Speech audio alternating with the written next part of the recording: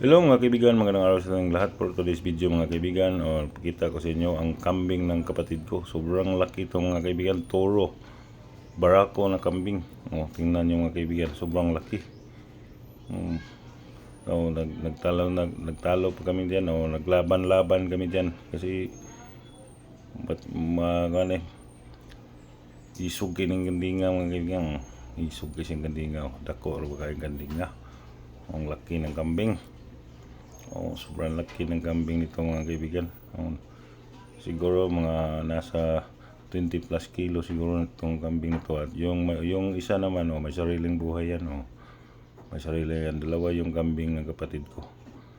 Kaya dyan lang silang dalawa. Pahinga naman sila kaunti. At yan, laban-laban kami mga kaibigan. Join ko lang to ng 1 minute. Okay, alright. Tingnan nyo. Lumalaban talaga, hindi magpatalo.